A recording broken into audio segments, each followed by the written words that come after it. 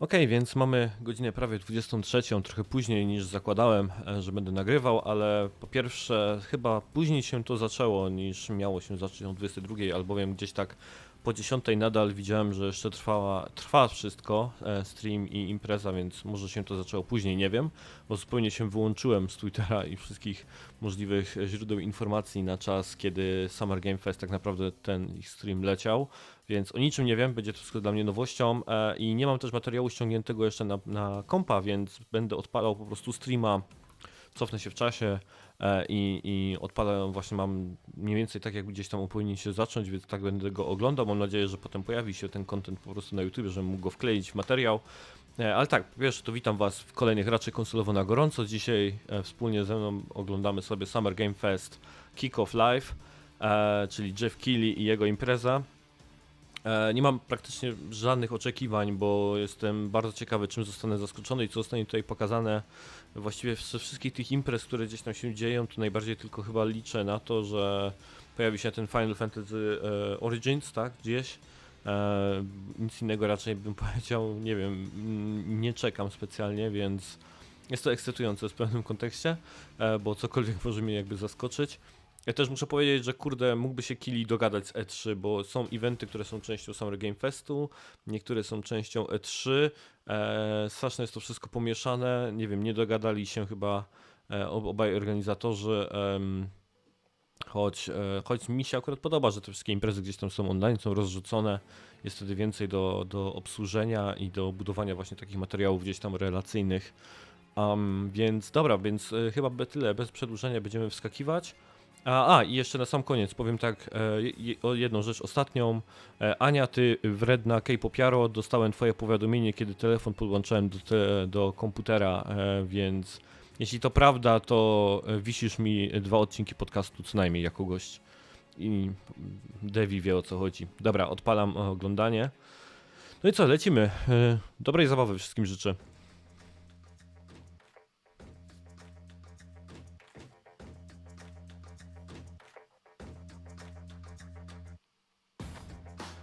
Dobra, jest główne logo, jest i Jeff.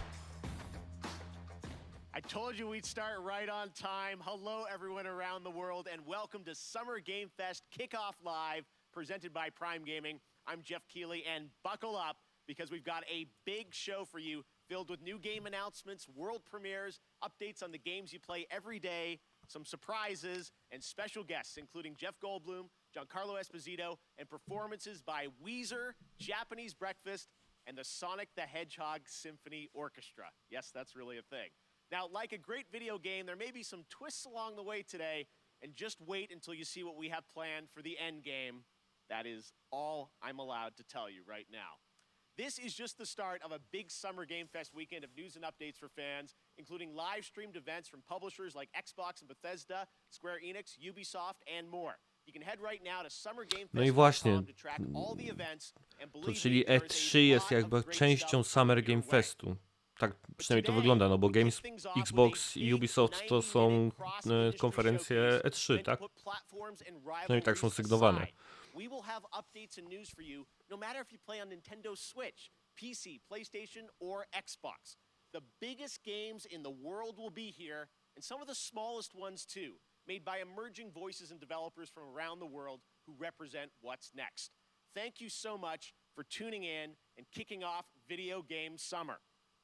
Well, let's begin with a brand new game announcement. You're about to see the world premiere of the next great adventure from Gearbox and 2K. U.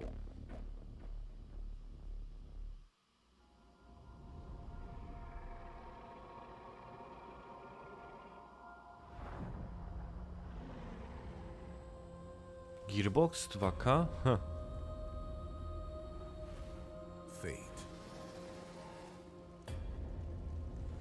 Damn, stylistyka Borderlandsów. Rises from the grave.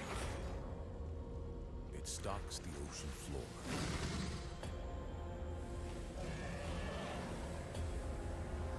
You cannot hide from fate. But you can make your own.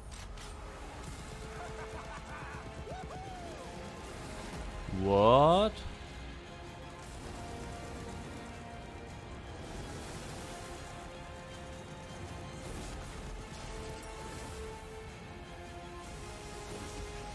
Co to jest?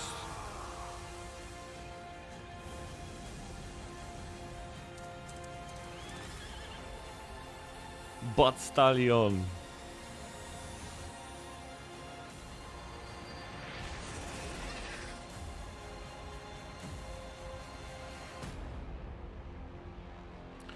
What? No tak.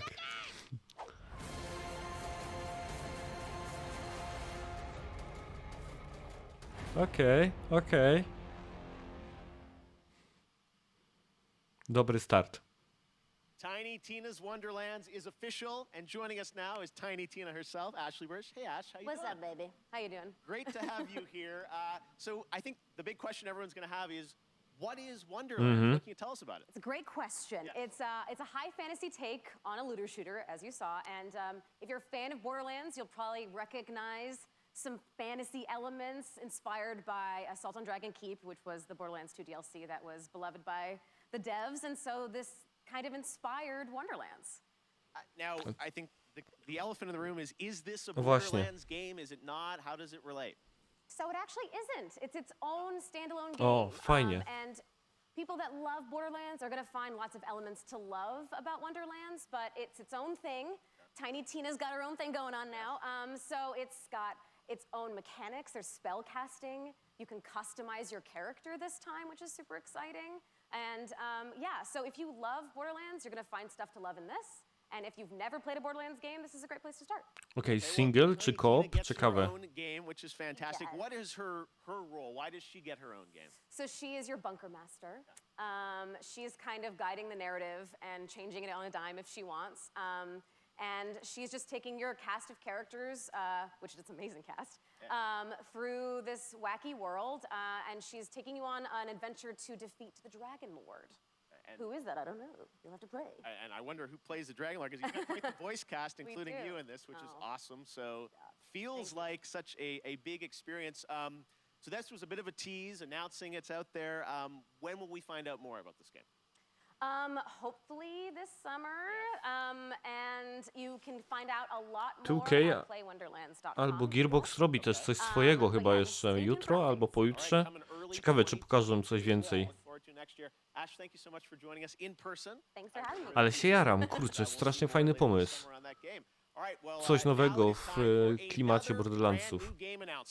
This one you probably are not expecting. A classic 90s franchise is coming back to life as a grid-based tactical Muszę powiedzieć, dobry strategy start, title Jeff. for No, Steam dobry on start. PC. This is an insanely fun trailer. I hope you'll enjoy it.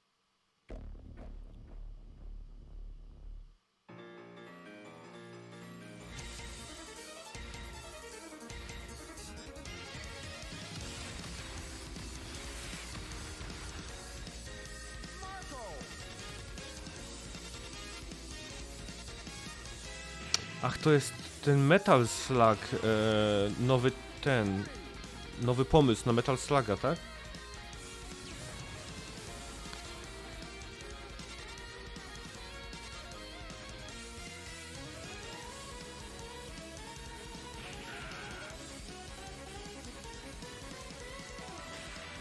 Ale mi się to podoba, ten pixel art z malowanymi...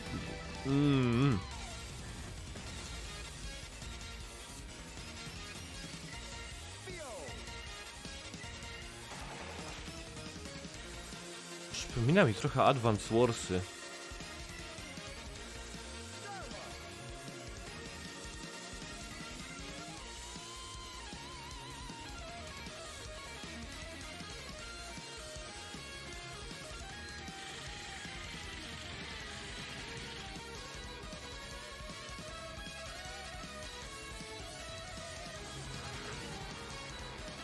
Holy shit, jak to dobrze wygląda.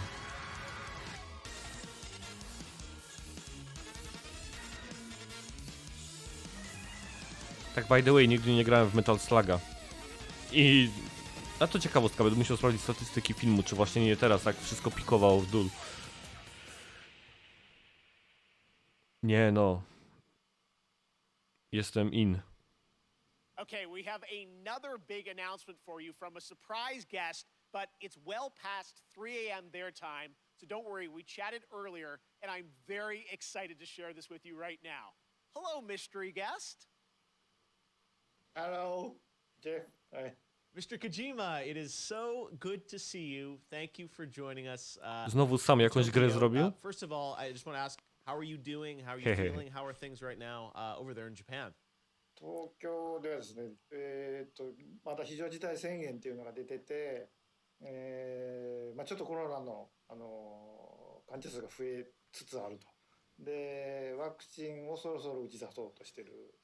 そういう感じです。 Zadziwiające, że Japonia jest tak do tyłu z tym wszystkim. Ja nawet pamiętam, jak rozmawiałem z kilkoma osobami, to strasznie ich trafiła tak naprawdę pandemia. 今までのものづくりっていうのは今自分がいる世界を見て、で地続きで5年後10年後20年後どうなるかっていうのを考えながらそこにエンターテインメントを加えていって、作ってたのが結構その10年後20年後に当たって Chyba najważniejsze jest to, że Kojima przestał się silić na mówienie po angielsku. Kto pamięta E3, kiedy mówił, to wie o co mi chodzi. かなりものの考え方が変わったというか、ものづくりのスタンスがちょっと変わったというか、いろいろ考えました。今後のものづくり、やっぱりエンターテインメントである以上、楽しんでもらって、そのプレイヤーのためになるものを作りたいっていうんですけど、こんなにも早く時代が追いついてくるとちょっとなんていうんでしょうね、フィクションじゃなくなってしまうので。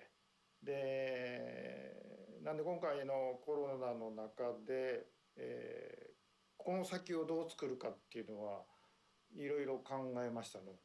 他のクリエイターも多分大きく考えていると思います。911の時と同じような感じだと思いますね。これからエンタメをどういうふうに切り取っていくかっていうのはやっぱり大きな課題ではありますね。Well, I know we are all very curious about what the next era of Hideo Kojima entertainment is going to be. I don't know how much you can say, but can you give us any sense of kind of where your mind's at right now, what you're thinking about, some of the themes or the ideas?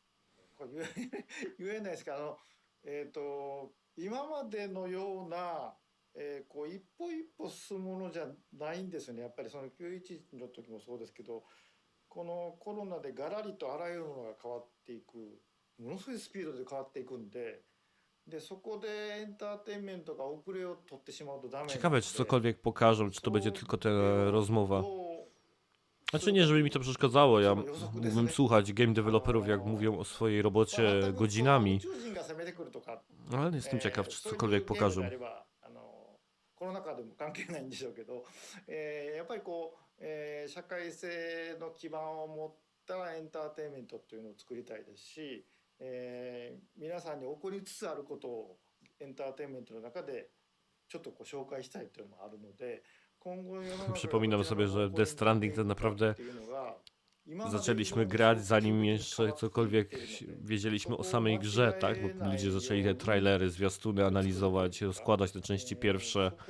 Pojawiały się te dzikie teorie, więc... All right, fair enough. I tried. Well, Mr. Kojima, honestly, I really do appreciate you making the time to stop by and just say hello to everyone. We miss you and we can't wait to see what you're working on. To są takie psiapsiuły, Jeff i Kojima. Jeff. One more thing. O kurde.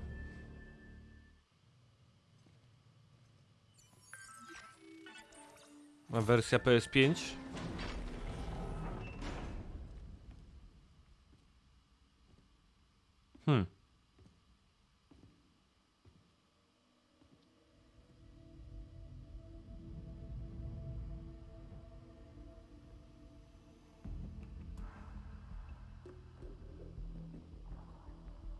Muza jest z metala.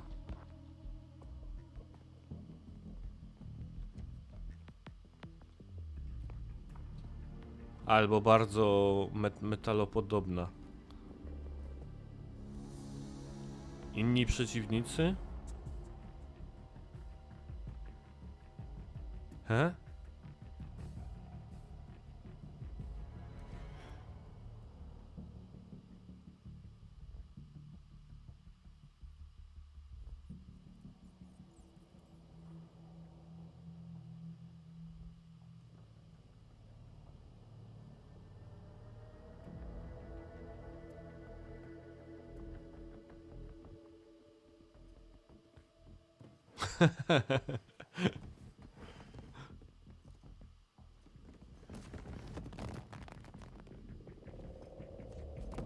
Och, ta tekstura na tych pomarańczach.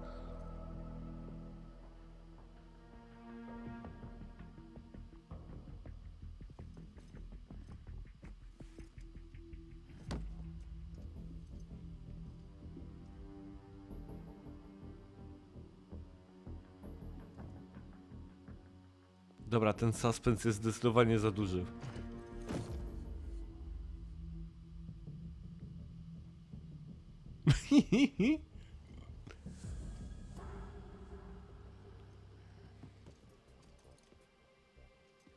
Awesome.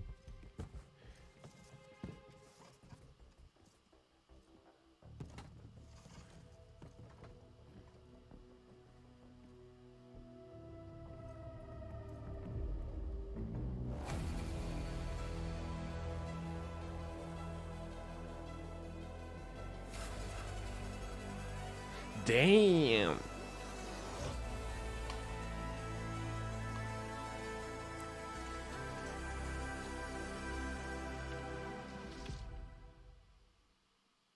Okej. Ciekawe jak dużo się zmieni w grze, czy to będzie jakiś tylko jeden element There rozszerzony. you have it. Death Stranding Director's Cut finally confirmed. I hope I make it into the Director's Cut. I'm told the full reveal is just weeks away. Stay tuned. All right, next. It's my honor to welcome to Summer Game Fest a legendary actor who dedicated a whole episode of his Disney Plus show Na razie jest to dobrze. the world of gaming. Banger za He's been in bangerem, games muszę like Call of Duty powiedzieć. Black Ops 3, and we're thrilled to have him here at Summer Game Fest. Jeff Goldblum, how are you, my friend? Thank you so much, Joffrey or Geoff or sorry, I think it's Jeffrey. Hey, maybe it's Jeff. Hi, Jeff.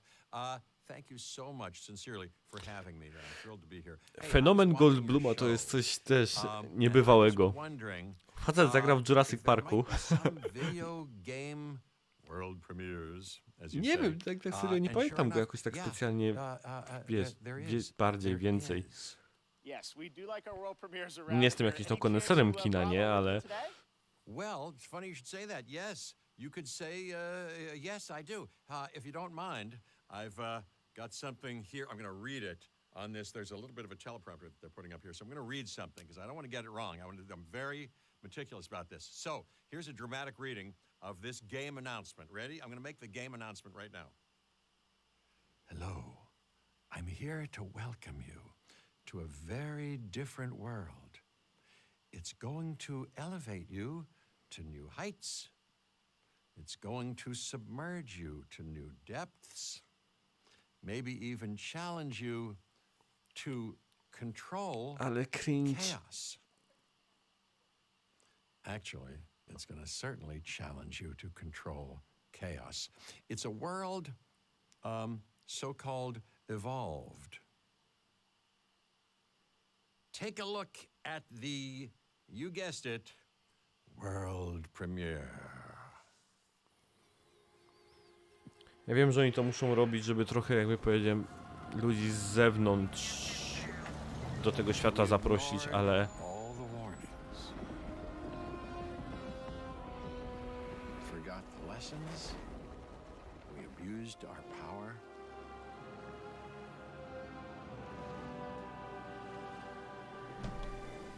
We played with genetics like it was a toy.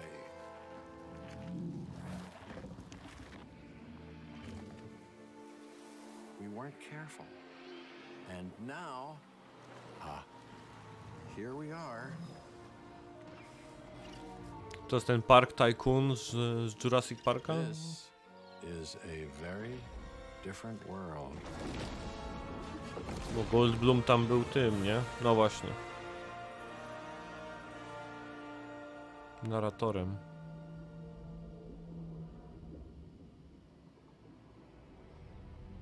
No to PC pewnie. O, i na konsolę. All right, this performer's new album, Jubilee, is out now, and her book, Crying in H Mart, is a New York Times bestseller. Here now to perform Glider from the upcoming open world game Sable by Raw, Fury, and Shedworks, it's Japanese Breakfast.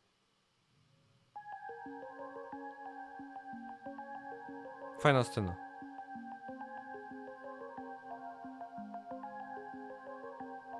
Come into me, show us the way. I'm caught between the wind and parts of the unknown. Adore between. Jest gra robiona w takiej stylistyce, jak to tło za nią. Sable chyba się nazywa. It feels like everything is moving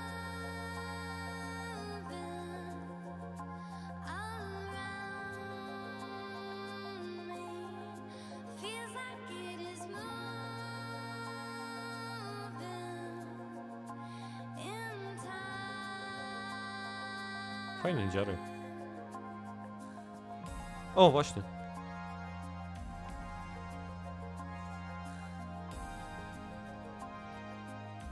Od bardzo dawna już obserwuję tego indyka.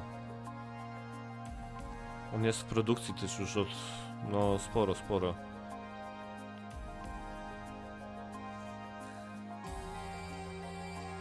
Mhm.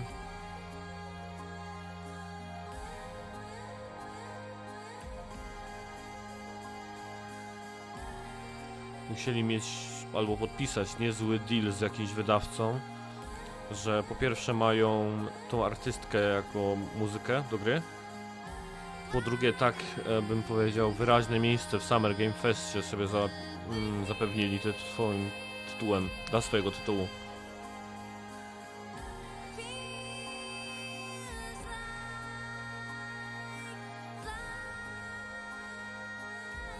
Kurde, ale ta scena jest zarąbiście zrobiona.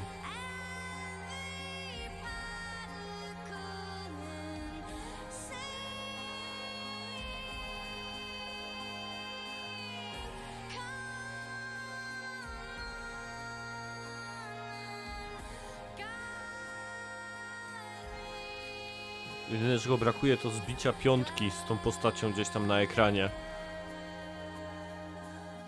Przynajmniej dotknięcie tam ręką czy czegoś takiego, to by już w ogóle było. Psz.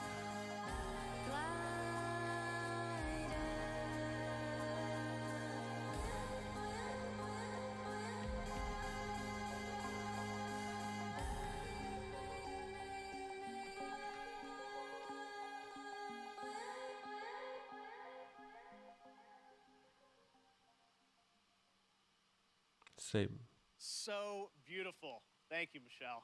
Sable will be released on September 23rd this year. That's some Wow. news for you. And to learn Nareszcie. more about this amazing game, watch the Tribeca Games Showcase. That is tomorrow, where Sable was named an official selection of the Legendary Festival. Now, today is just the start of Summer Game Fest. Day of the Devs with IM 8-Bit and Double Fine will immediately follow the live show today, and there are more events coming all weekend and all month, including the Xbox and Bethesda Games Showcase on Sunday. It's going to be a good one. Right now, though, we're thrilled to announce the upcoming Western release of a spectacular 3D, massively multiplayer online role-playing game. Welcome to the world of Lost Ark from Smilegate RPG and Amazon Games. Amazon Games? Czyli od odpalenia robimy countdown, tak? Kiedy zostanie skancelowany. Is now but a myth. A relic from the half-remembered chain war. But now, our world has been torn once again. The demons have returned. With roaring destruction and waking nightmares.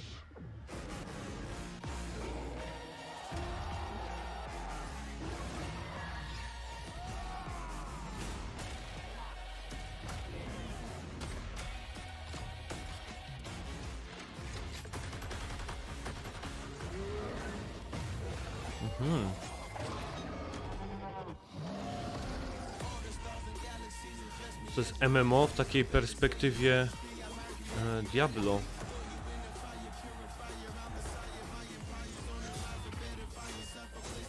sympatycznie wygląda. Nie wiem, czy też w takiej perspektywie i ten rodzaj gameplayu nie jest w... O Boże, jak się nazywa to Diablo, w które wszyscy grają, które zabija graczy swoim drzewkiem umiejętności. Nie przypomnę sobie, ale na pewno wiecie, o co chodzi.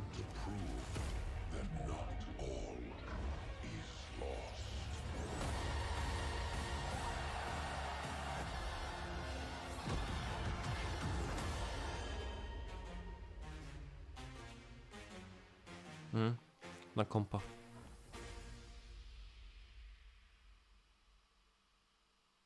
To nie zagram. Sometimes when you play a game, there's that one thing in your inventory which turned out to be far more useful than you first realized. That's kind of like Prime Gaming. If you're an Amazon Prime member, and most of you probably are, you get a ton of gaming goodies every month. This month, you can download Battlefield 4 and Batman the Telltale series completely free for PC, and there are special in-game benefits and perks in GTA Online, Valorant, Apex Legends, and more that you can unlock. It's awesome value, and honestly, this kickoff show would not have been possible without the Prime Gaming folks believing in my vision for a new way to bring you the news this summer. So, head over to gaming.amazon.com to check out all the perks and free games. Dziękujemy, Amazon. Every month, but you get to keep them forever. Bezos wytrzepał gdzieś tam swoją kurtkę jesienną z kieszonkowego i za to był ten... Jeff mógł zrobić event.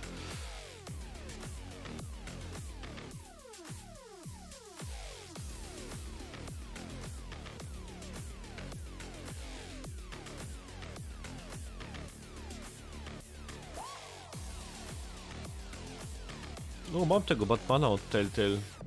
Nawet na półce.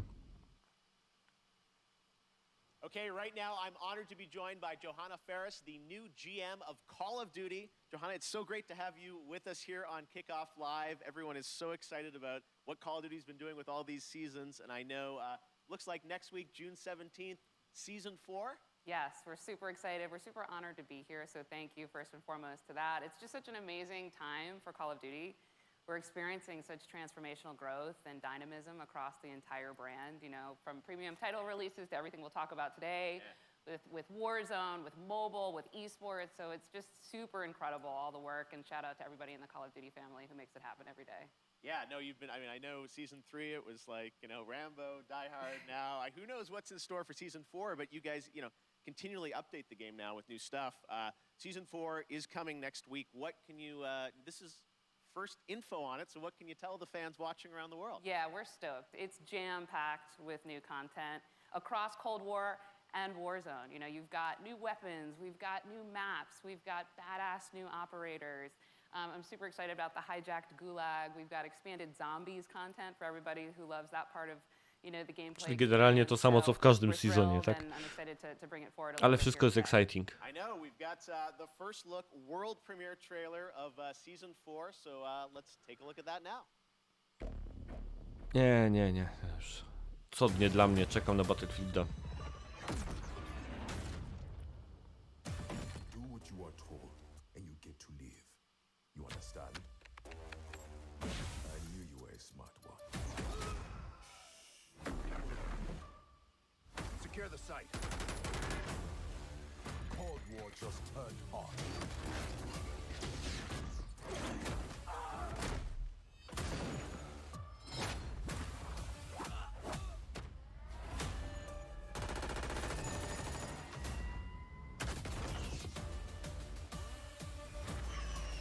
We've located the satellite. Ciekawe, jak te gry się zazębiają ze sobą, Cold War i to Warzone.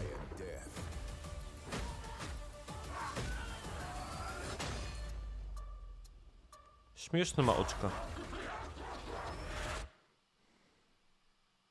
Oh my God, that looks so fun, and 1 week away. 1 week away. All right, well, let's move on to, you first joined Activision to run Call of Duty esports, and we're going to talk a little bit now about what is the World Series of Warzone, which is going to start on June the 22nd. First of all, tell us, what is World Series of Warzone? Yeah, we're super excited about it. It's really a new way for us to highlight competitive Call of Duty. You know, we've got great success going with Call of Duty League, and now we've got some of the biggest names in gaming battling it out in Verdansk for what will be the biggest prize pool in Warzone since it's launched, right? So we'll talk a little bit about what that entails, but custom lobby experiences, 150-player two-a-side squad. So I'm stoked to see how they kind of rally here in Verdansk. Yes, and coming up very soon, June 22nd, looks like Twitch Rivals is going to be a part of this? Yeah, we are honored to be in partnership with Twitch, always, right? But certainly here with World Series of Warzone and partnering with Twitch Rivals, who's already done so much to really put competitive Warzone on display. So couldn't be in better partnership there, and we're excited to have everybody tune in. Yes, there is one thing though that everyone has been talking about online, and that's who the captains are going to be. Nie wiem, ale mam takie strasznie jakieś takie bardzo przekonywująca jest ta pani i ten w tym co mówi, albo jest świetnie przygotowana, ale like I said, these are huge influencers and personalities in Call of tak Duty, powiedział, and they also share our passion for jakby competitive nie Call ze of świata Duty, game right? devu, tak, nie ma tej takiej, jakby powiedziałbym, jakby to powiedzieć, niepewności, czy gdzieś tam jakiejś strachu, czy zawahania w głosie. I was going to say they'll all be battling out in just a couple weeks on Twitch Rivals. Well, it's really exciting to see how much Kim są ci Call ludzie? of Duty is growing into this kind of year-round experience for everyone with so much more content. So we can't wait to see where you're going to take it. And I know there is a big new mainline game coming later this year too, right? Indeed, indeed. More details to share later on, but Sledgehammer Games is, going to bring forward something truly incredible. So we're excited. All right, we tried, guys. There will come a time and a place for that. All right, Johanna, thank you so much for joining us. We really appreciate it. All right, we've got lots of Summer Game Fest kickoff to go, but right now we've got a surprise guest joining us, my fellow Canadian, Ryan Reynolds. Hey, Ryan. Well, thank you, Jeff, and hello, Summer Game Fest. Now, I know what you're thinking, and no, I'm not here to announce I'm the star of Elden Ring. I think. Instead, no, I'm here to talk about good old-fashioned movies. You remember those things? Of course you don't. Look, I have a new movie coming out August 13th called Free Guy, and in this movie I play an NPC character in a popular open-world video game. Until I break free, and To I ten realize Free Guy that jeszcze nie it wyszło, kinda no sucks faktycznie, to to be a, lonely nie było background jeszcze character premiery. on an endless walk cycle. So now here's one of those world premieres. It's a first ever look at our cast on the big screen this August, and honestly, it's been so long I can't even remember who's even in this movie. I didn't say that. I'll cut that out. Yeah, I'll do it right now. My name is Guy. I thought I had everything I needed. Mondays, am I right, Joe? You said it, Guy. But then I met her. Put these on. Oh my God! What are these, trick glasses or something? Guy, there is no easy way to say this. This world, it's a video game. You're not real. Reset my... And the guy responsible for this world was going to destroy it. Are we talking about God? You've met God? Yes, he's an absolute troll. Trolls exist. We can save our world, but we have to fight together. I don't even know what's happening right now, but I love it! Ten film się zmienił od czasu ostatniego zwiastuna, czy... I have 3 words for you. Blue shirt guy. This guy is outskilling all these players. I've never seen anything like this. Ninja w filmie. Who the hell even knows who this blue shirt guy is? He's also really cute. No nie, ona też? Made for someone like this. Terminate him. Nope. I can't die. I'm never gonna die. Poszedłbym sobie na to do kina, szczerze mówiąc, bo to zapowiada się, może się fajnie uśmiać. O, tam właśnie, Pokimane. Czemu ja wiem, kto to jest? Up next, it won multiple awards at the Game Awards, and Among Us just keeps going. Now it's time to hear from Innersloth on what's coming next.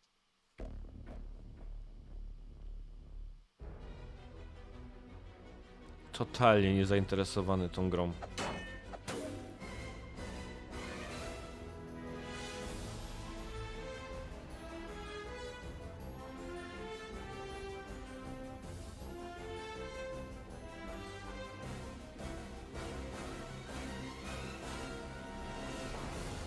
Cholera, długo musieli kodzić te inne kolory.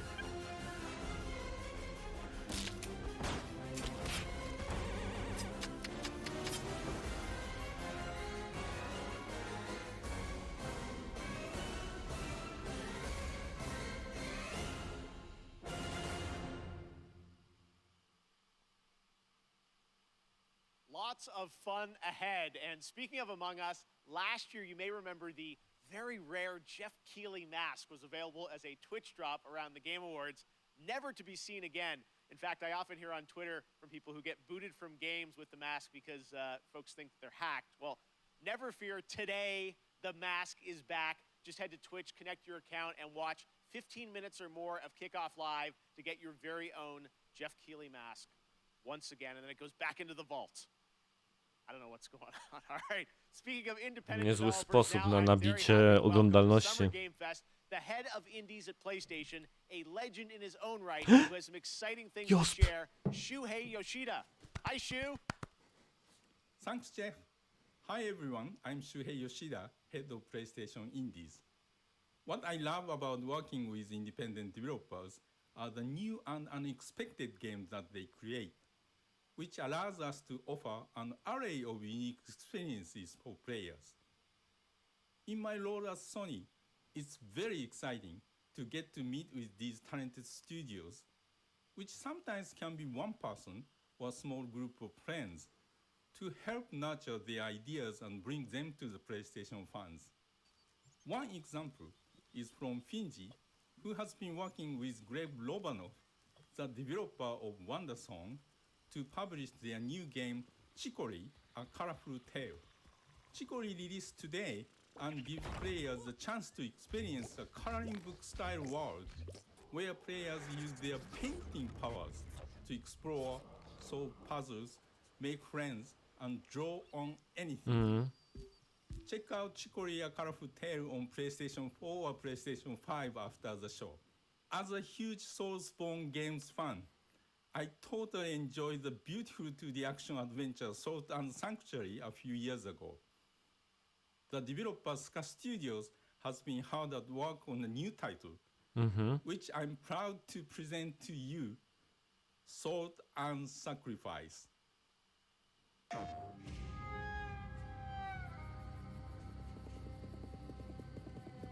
Our sins will catch up with us.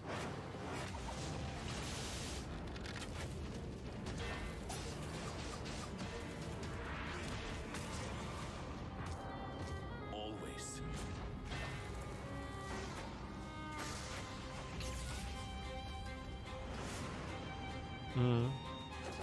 I was given a second chance. I spoke the words.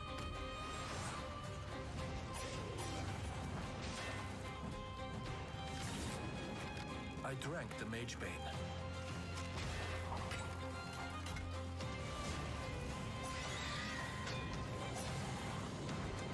I live now only to hunt mages. Nie lubimy magów. Nie, nie, nie.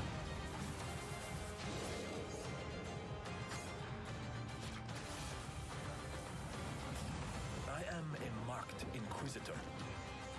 There aren't many of us. But together, we will tame the chaos. O, Bartek, widzisz to?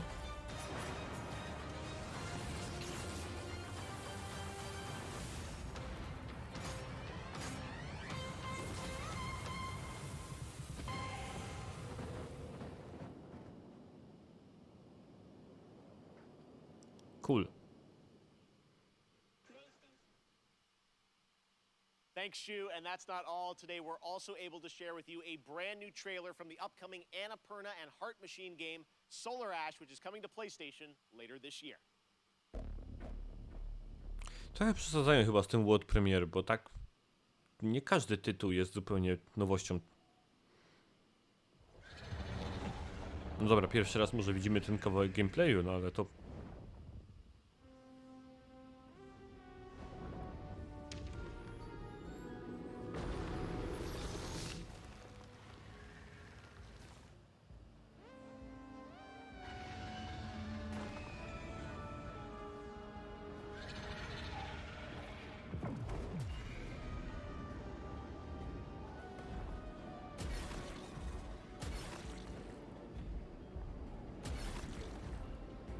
trochę ten klimaty Shadow of the Colossus.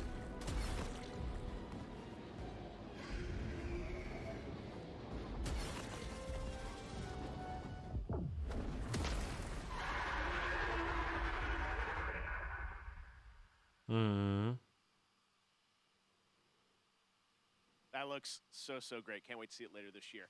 Now, this week No. there is a ton of video game news, but there's also a big game launching across console and PC, Chivalry 2, which brings 64-player multiplayer medieval battles to life. Sledgehammers, swords, axes, you name it, and it comes from Torn Banner Studios in my hometown of Toronto, Canada. Here's a look at the launch trailer for Chivalry 2, which you can play right now.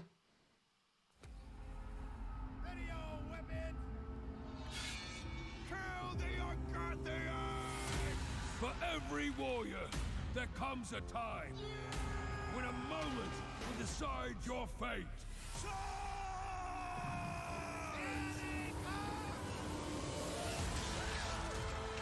As the throng of battle echoes against steel and shield, and we cry out towards eternity,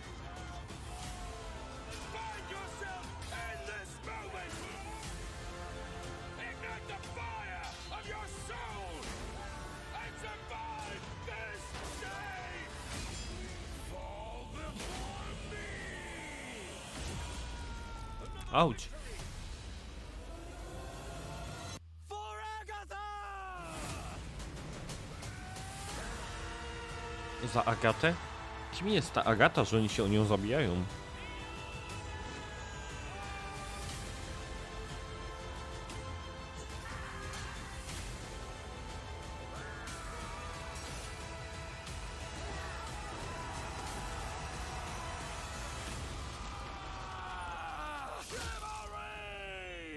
Ale ten pan krzyczy.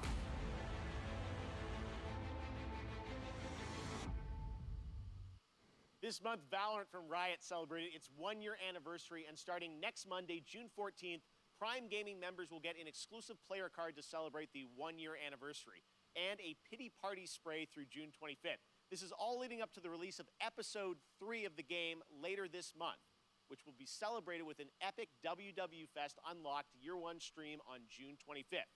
But there will also be a new agent. Who could it be? Well, here's your first very exclusive but very quick tease to whet your appetite, with more to be revealed later this month during Summer Game Fest.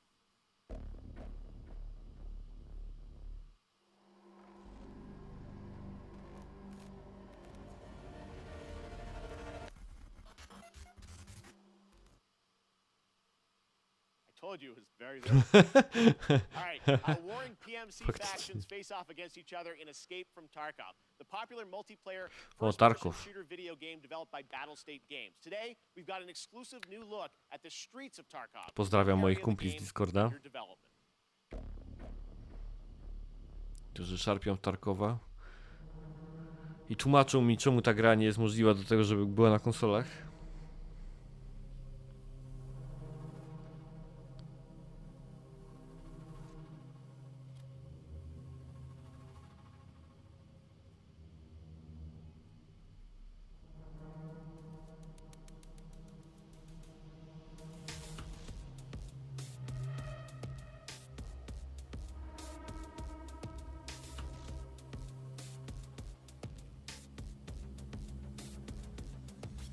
Fajnie wygląda.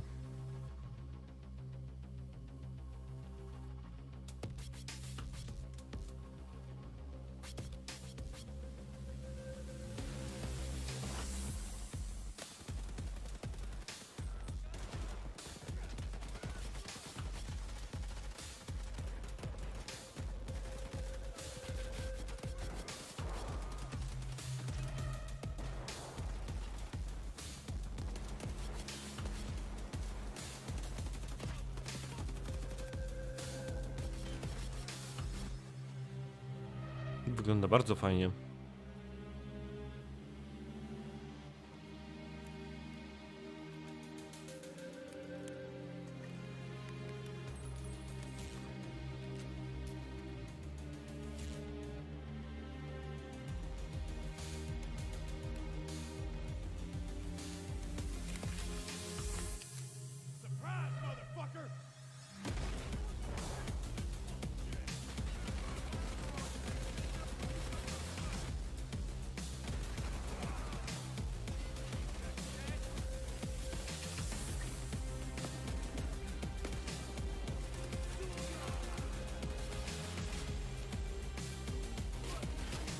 Długi ten gameplay, ale kurde, fajnie wygląda. Nie wiem, czy mam bardziej apetyt na to, czy na Battlefielda.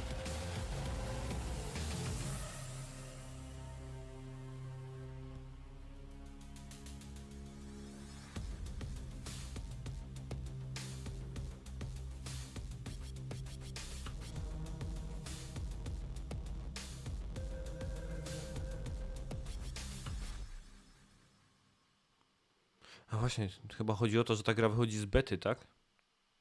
When I was a kid, the simulation games of Peter Molyneux were some of my favorites. Bo ona chyba ciągle jest w becie. On the fries in the theme park to increase your drink sales was so devilish. Well, many of the team members behind those sim games went on to create 2 Point Studios and 2 Point Hospital. Well, today we're excited to share the first trailer for their next 2 Point simulation, 2 Point Campus. That first sight of the school gates, the scent of a leather-bound book, the faint clatter of knights jousting. Well, I can't say I remember that part, though it wasn't like this in my day. You see, campuses are forever changing. Nowadays, education has to be fun. It can't be all work and no play, and quite right too. Frankly, the results speak for themselves. Academia has never been more appealing, more dynamic, more whatever this is. Today's campus is a place to live and a place to learn. Finely crafted by the sharpest minds that money can buy. Though sometimes you still can't get the staff. Yes, these days it really does feel as though anything is possible.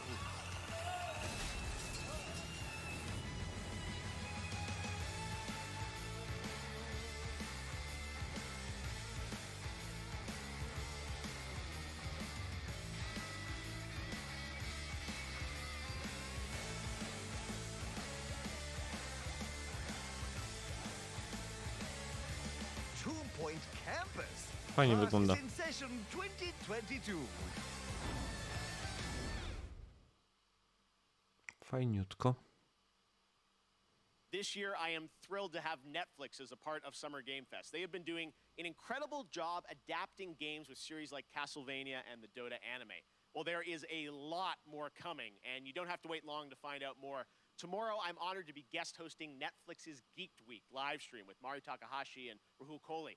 You can expect the first clip of the Cuphead show, which, spoiler alert, this show is going to be an absolute sensation. I can't wait for you to see it. I'll also sit down with the team behind Arcane, the League of Legends animated Cowboy Bebop bym chciał zobaczyć chociaż kawałek, żeby się odprzerazić. Strasznie się boję, co z tego wyjdzie, z tego cowboya. Here's a little sneak peek.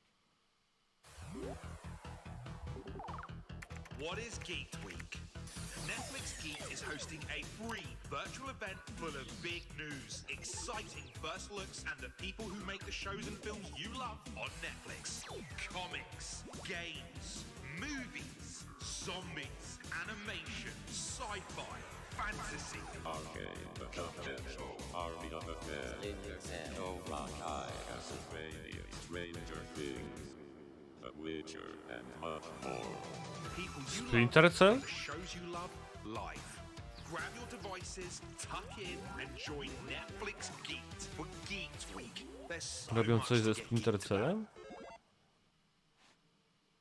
We aren't done with Netflix just yet, though. Coming up next is Smite, a cross-play, cross-platform game that continues to do some pretty amazing IP crossovers. You may remember last summer we announced the Avatar: The Last Bender one. Well, as Smite enters its 9th year, it's time to go upside down.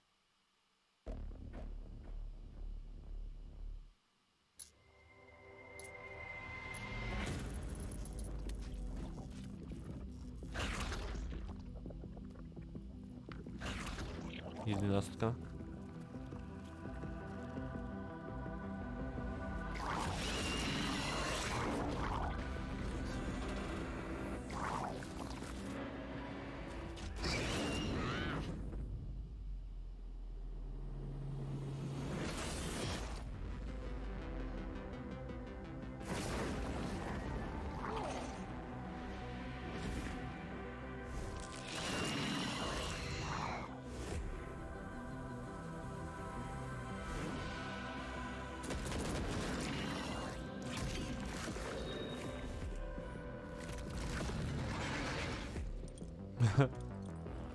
Hopper.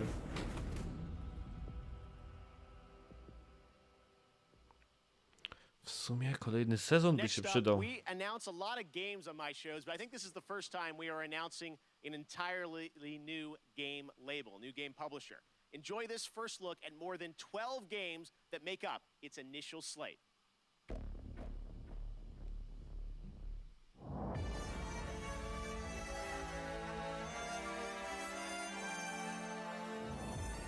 Sometimes I ask myself what it all means. Let's begin. What the?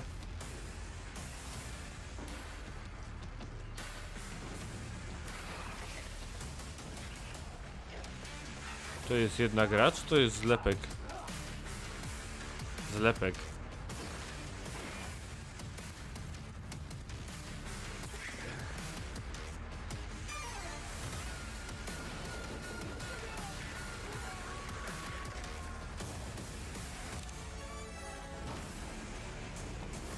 Przynajmniej mam nadzieję, że zlepek, bo jeśli to jest jedna gra, to...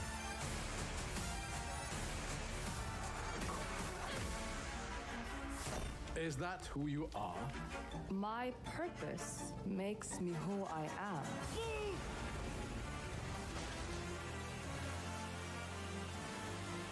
I finally have the feeling we're doing something worthwhile. Being relied on to succeed where others would fail.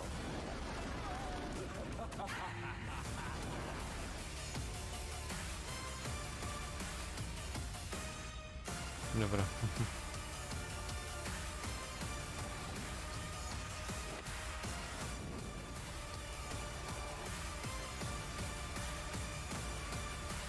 Dużo gier w takim wypadku.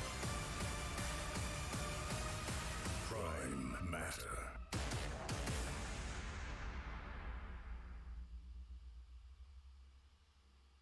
Okej. There you have it, Prime Matter, Payday 3-2, and there is actually one more game added to the mix, and for that we go to Todd Hollinshead from Saber. Todd, how you doing? I'm great, Jeff. Thank you for the intro there. I'm really excited to have this little last addition, which is that Saber and Prime Matter are working together on a new game in the Painkiller franchise. Okej. All right, very cool on that. And there are more details on Prime Matter coming tomorrow with a stream at noon Pacific, 3 p.m. Eastern, and I will be stopping by. Next up is a brand new IP from a brand new studio, Stray Bombay. It's coming this fall only to Xbox, PC, and Game Pass on day one. It's called The Anacrusis, a 4-player cooperative first-person shooter set aboard a massive starship stranded at the edge of explored space. You team up with your friends in an infinitely replayable fight against alien hordes to unlock perks, weapons, and new ways to play that you can share with your team. Here is the world premiere trailer.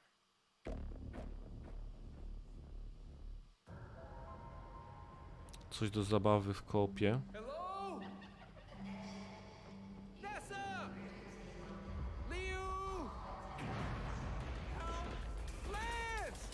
Get on! Thanks. No problem. Stick together and let's do this. Is this a disco? This I do not like. I could use some help. Hit your pulse. This is not good. This is not good. What if we open the doors and run? Just run. No stopping, no shooting, just straight to the bridge. Get that flasher! Choć to może być ciekawe. Heavy. Really? We call them tanks. I call them brutes. From Latin, brutus. We'd sound smart calling them brutes. Gion, you don't want to get in here and help name these? Nah, I'm good. Brute!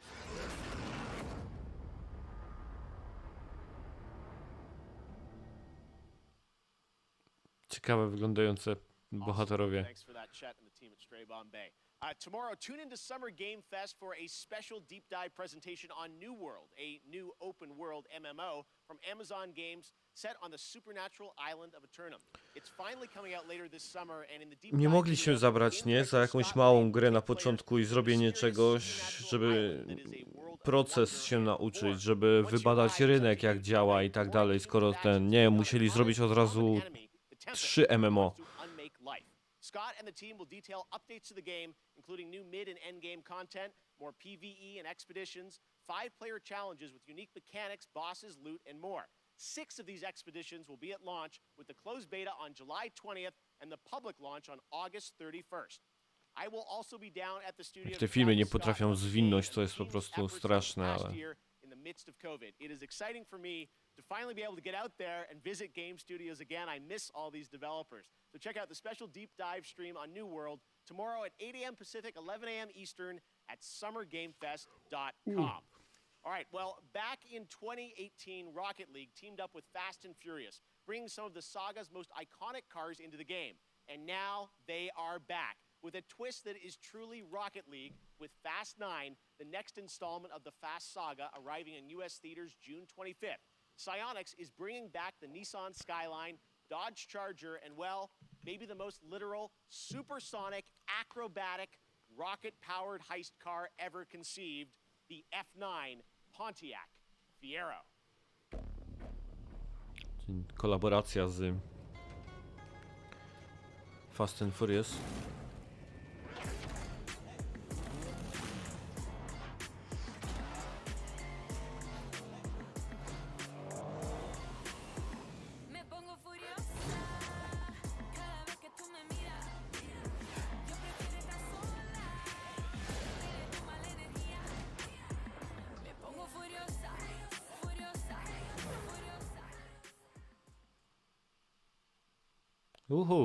Strap a rocket engine to a car and play soccer seems like the right idea to me. The Fast and Furious 3-car bundle arrives June 17th in Rocket League.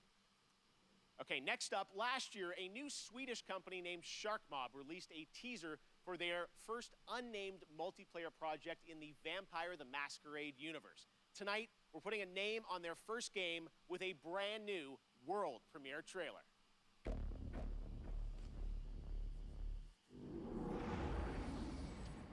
Fajne logo i nazwa. Sharkmob.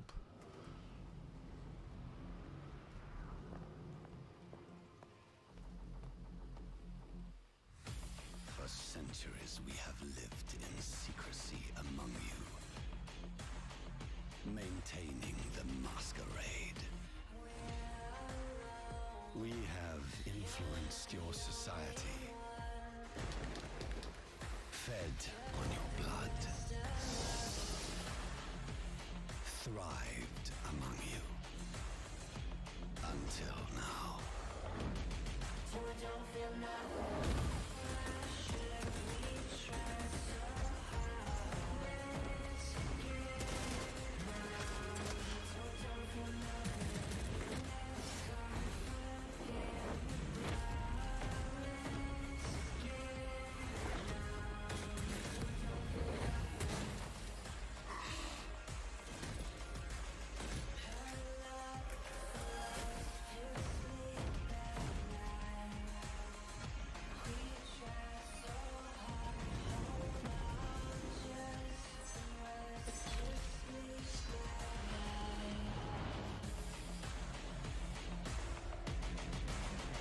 Zwiastun fajny. Muzyka mi się jakoś podoba.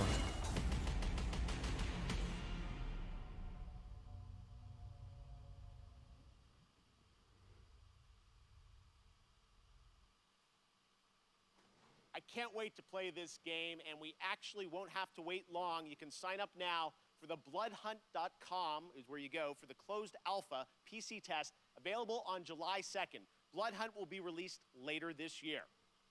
Next, the latest horror game series from the creators of Until Dawn continues with The House of Ashes, part of the Dark Pictures anthology. This third game features American and Iraqi soldiers Ile oni tych gier mają wypuścić? Here's the story trailer with the exclusive reveal of the monsters lurking in the depths. Chyba co jakaś taka właśnie dużo tych części mają do wypuszczenia.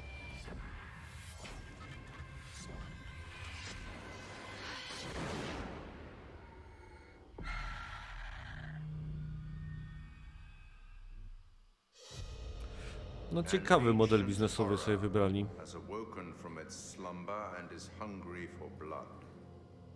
Shall we see how many have fallen into shadow? Satellite sweeps of the war zone have uncovered what appears to be an underground storage facility. But I strongly suspect it's where chemical weapons are hidden, so we need to move fast. Ready to go dark. To descend into the unknown alone is extremely brave. Man out, hold fire. Or extremely foolish. We're gonna psy-out this shit. Brothers in arms, or will it be a case of each man for himself? Down, get down! They're up on the ridge! Return fire! You teeter on the edge of an abyss. Your survival depends on the choices you make. They will be as a compass, guiding you through the unknown. Where on God's green earth have we landed?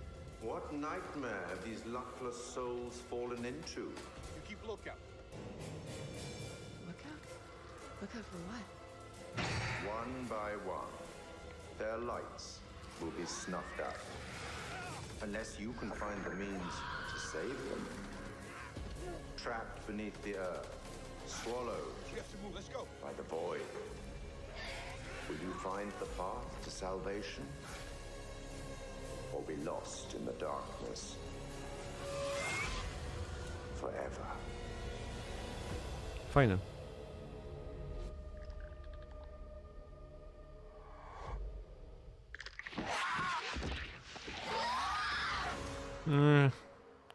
I po co w zwiastunie nie pokazali tego? No dobra, figurkę nawet zrobili.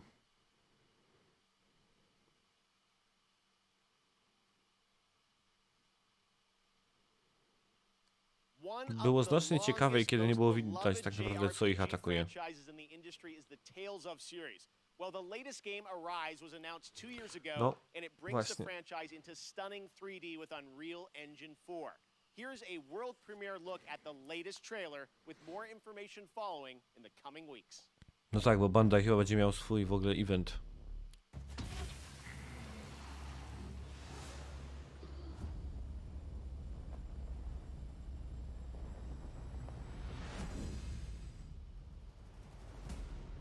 Pretty fancy place they got here. Harmony and coexistence between the Renans and the Danans. I'm Dohilim Ilkaris. Should you need my skills on the battlefield, all I care for is maintaining peace. I'm Captain Kisara of the Eldermenencia Guard. Ha! Flare the Malika! From now on, when I fight to protect my dream. Well, this crew just gets bigger and bigger. Angielski dubbing. Seems the rumors you were running with them were true. Get toasty! Burn strike!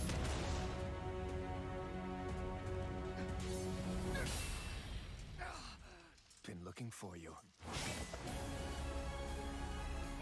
Get the hell out of my realm. Wygląda jak dobry moment na powrót do Selly Tales. Choć ja mam do ogrania jeszcze, mam Xilię, mam drugą Xilię, mam Berserię, mam Zestirę. Is it over? No. It's only just begun.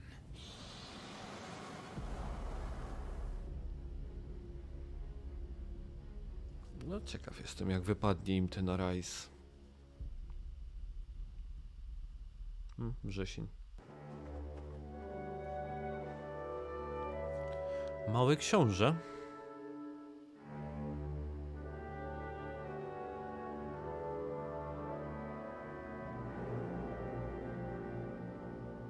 For Summer Game Fest, we have a special announcement for you. O! That the console version of Sky Children of the Light would arrive to Nintendo Switch on June 29th. And the Little Prince season would start soon after on July 6th. Enjoy the game.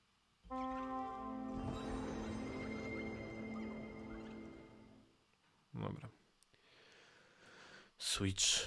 One of the things I take great pleasure in is using a platform like this show to introduce you to new developers and To studios ten with games that deserve the Genowa spotlight. Chen, tak? That's Chyba tak mi się definitely wydaje, the case twórca with this next Journey title from a i Sky. small Swedish studio named Wishfully. Planet of Lana tells the story of a young girl and her loyal friend who embark on a mission through a colorful world that's designed to feel like a gouache watercolor painting come to life. Here's your first look at the planet of Lana, coming to Xbox and PC in 2022. No, coś ekskluzyw Xboxa.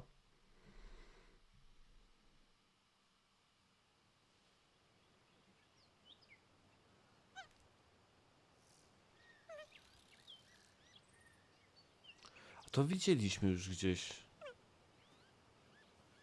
Jakiś event się tym zakończył. Nie wiem, czy czasem nie ten Future Games Show.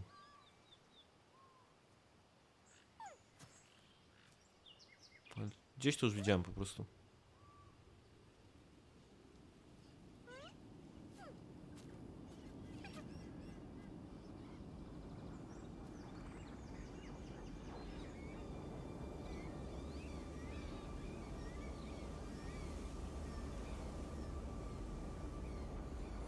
Ładny obrazek.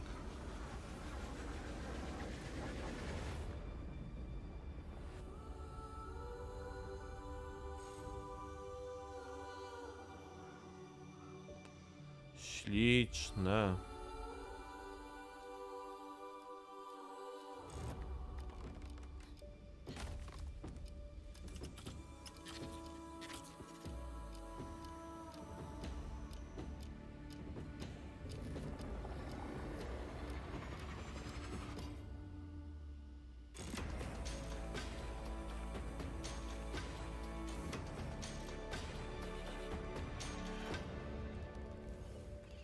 Bardzo ładne i klimatyczne.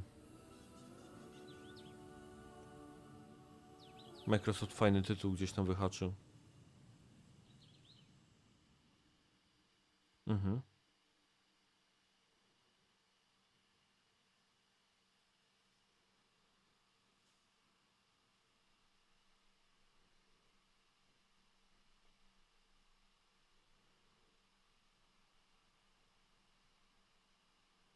What a beautiful artistic game. Honored to have that on our show. Well, joining me now is Aaron Keller, who's the game director of Overwatch 2. Aaron, great to have you here on Kickoff Live. Thanks for joining us. Thank you so much for having us here. Yeah, we are excited to learn more about what's planned for Overwatch 2. You guys recently had a PvP live stream that I watched, and you revealed some changes coming to Overwatch 2. What can you tell us? What's the latest? Yeah, so we recently announced that Overwatch 2's format is changing to a 5v5 team format. This requires a fresh look at all of our heroes in the game. It should feel new yet familiar to fans of our strategic team-based combat. Yeah, Było it was great to see you 6-6, guys tak? playing, and you know, I long awaited for people to get a chance to go hands-on with it. And today, I know you brought us a look at some skins for some of the characters, right? Yeah, the team is so passionate about updating the look and the feel of the world of Overwatch. And one aspect of that is creating entirely new models for Overwatch 2 for all of our heroes. So today we're going to be looking at two of those, Baptiste and Sombra. All right, well, let's take a look here, and I know you're going to tell us a little bit about what we're seeing, but it's so cool to see these characters brought into Overwatch 2. So yeah, what do we got here? Yeah, so this is Baptiste, and there's a lot of new technology that go into our models. We have new hair shader tech, excuse me, in order to get the look that we're going for with his haircut. He also has a glowing cape and gloves that kind of give that medic or surgeon vibe to him.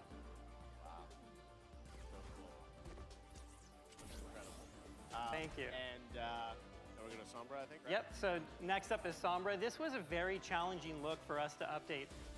It's an asymmetrical design. There's so many layers of hair and clothing and technology in this. If you look closely, you can actually see circuitry and nodes embedded in her clothing. She's a world-class hacker, so it all makes sense.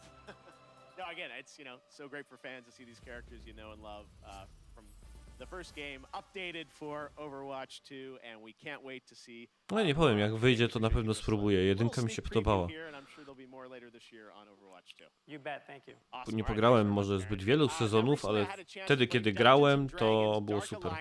Nie mogę nic powiedzieć złego o Overwatchu. That's right, you didn't expect me to say that. But this game is a ton of fun, and it's coming to Game Pass on June 22nd. Take a look. Hey guys, it's Jeff Keighley, and today, as part of Summer Game Fest, we are going hands-on with a game that is coming out in just a couple of weeks. It is Dark Alliance, and we've got Jeff, one of the game developers from 2K. Jeff, special guests Hannibal Buress and Ember Moon. Okay. What is this? That looks like a trap. Oh, That looks like a trap. Oh my God! Traps. Ow! Oh shit! Oh no, you get. I died. A warrior's death. I died again. I'm coming to get you. Hey! Oh! Watch it. Oh! Oh no. O, I can't believe I'm down. I'm down, people. aktorzy i celebryci dostają po tyłku na kamerkach, ale fajnie.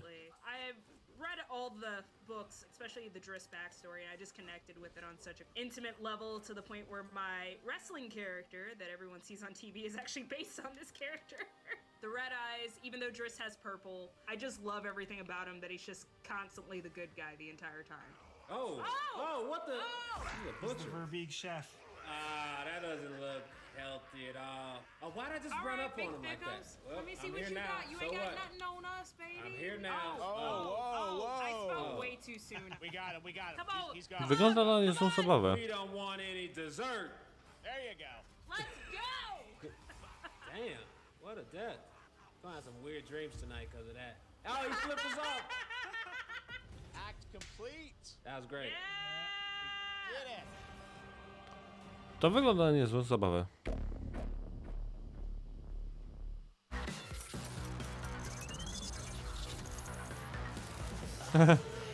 No tak.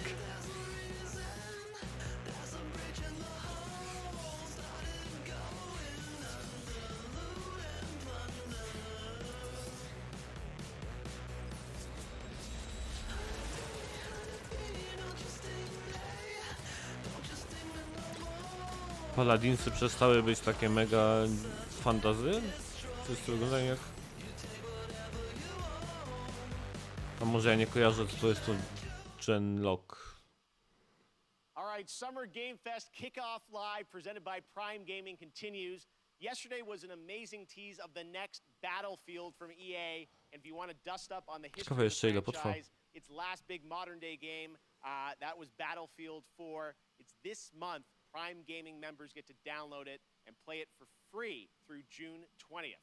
Now, there's no catch. This is the full-blown PC version of the 2013 game, and those only in Battlefield moments still hold up. Just head to gaming.amazon.com to redeem your free copy right now if you are an Amazon Prime member. And this Sunday, watch the Xbox and Bethesda Game Showcase for the first No tak, w sumie na tego 2042 to najbardziej apetyt chyba rośnie właśnie po graniu w czwórkę. Let's take a look at another world premiere. Monster Hunter Stories is coming to the Switch in July, and we've got your first look at the story trailer.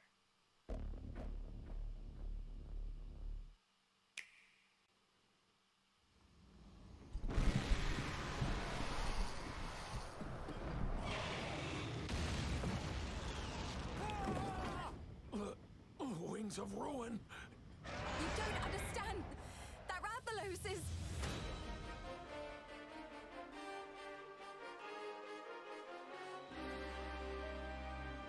Ale zarobią hajsu znowu.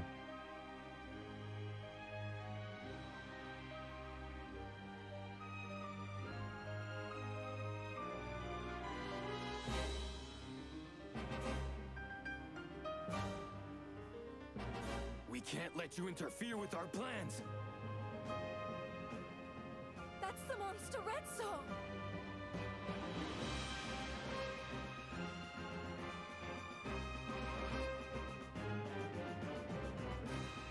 You suppose he saw this coming? We won't let you awaken it.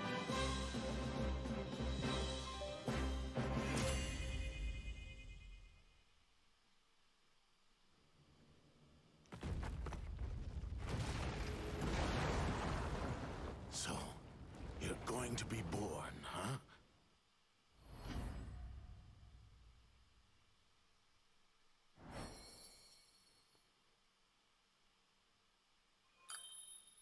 I amiibosa oczywiście.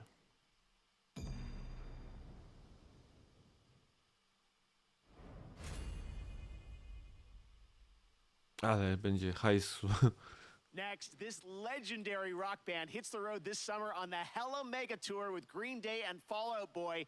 But first, they came together with an indie developer to create stream-safe music for the community. Yes, you can co-stream this performance. So turn it up, premiering their brand new, never-before-released song, Tell Me What You Want, from Wavebreak.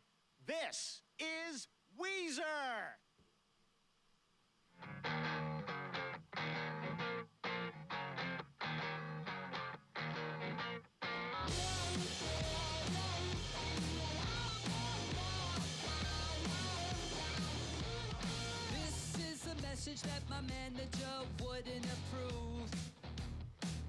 Zapomniałem, że oni są starzy już. Znaczy, no bez przesady, ale...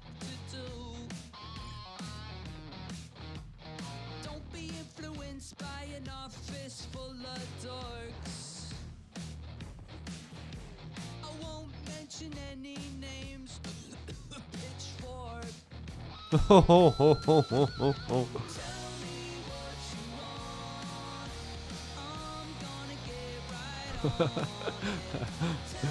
Shots fired.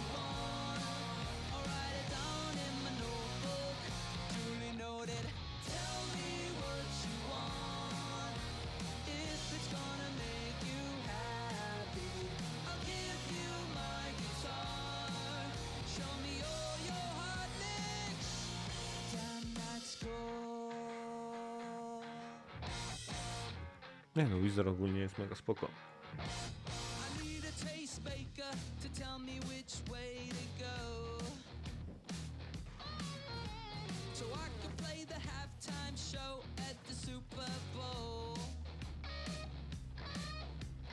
Śmieszna gierka.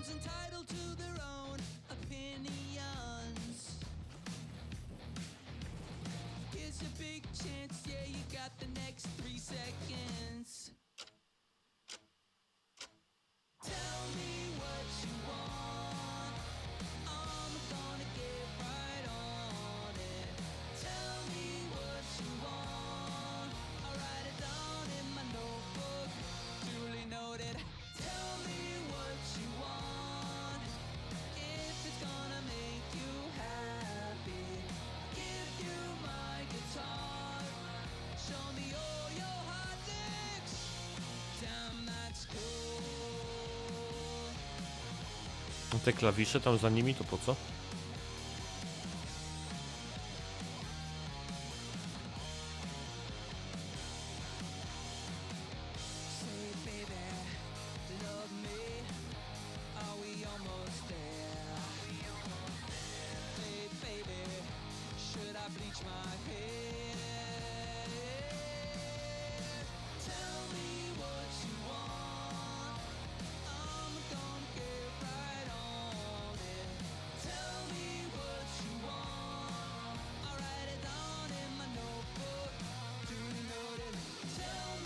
Jestem zainteresowany tą gierką przez to wszystko.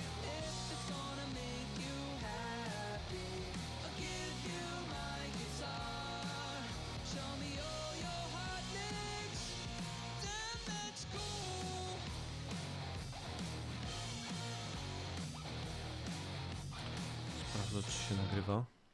Chyba się nagrywa ciągle. That was so amazing. Thank you, Rivers and guys, for that. Both the song and the game released tomorrow on PC, Nintendo Switch, music streaming platforms, Twitch soundtrack, and a limited edition 7-inch vinyl on IM 8-bit. All right, well, right now, let's turn to a game that we announced last year at the Game Awards, Endless Dungeon from Amplitude. We showed a brief glimpse of gameplay in December, and fans wanted more. Well, here's an extended look at Endless Dungeon.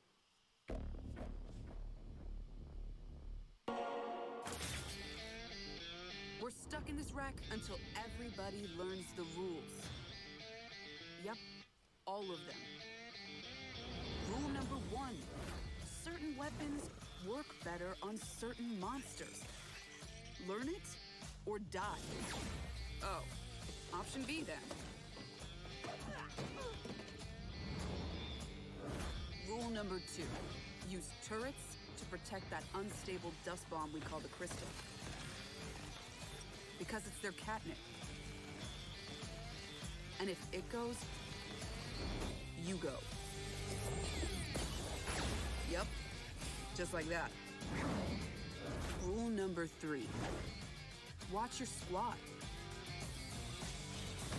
Even if you've got the guns, the turrets, and the crystal, you can't do everything by yourself.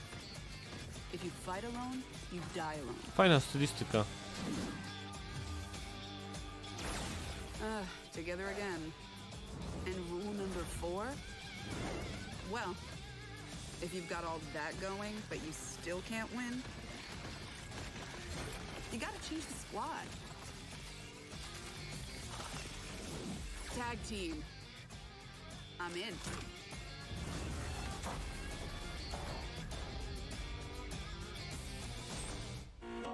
Strasznie dużo tych gier. What are you guys doing tonight? If you're lucky enough to have a PS5, you're probably getting ready to play Ratchet & Clank Rift Apart. I've been playing it and having a ton of fun. Well, later today, the team at Insomniac is going to be doing a special launch stream on Twitch. And to tell us more, take it away, Marcus and Mike. Hey Jeff and everybody watching Summer Games Fest Kickoff Live. Marcus Smith here, Creative Director at Insomniac Games for Ratchet & Clank Rift Apart. We're excited that players finally get a chance to play the game tomorrow, and to celebrate, we want to spend some more time with you today. At 2 p.m. Pacific, 5 p.m. Eastern, to live stream the first hour of Rift Apart. Isn't that right, Mike? That's right. I'm Mike Daly, the game director of Rift Apart. In addition to playing through the opening of the game, we'll also be taking your questions live and talking about what it was like to develop the game behind the scenes. Mega. So please join us at twitch.tv/InsomniacGames at 2 p.m. Pacific, 5 p.m. Eastern. Jestem o tyle od zakupu. We'll see you there.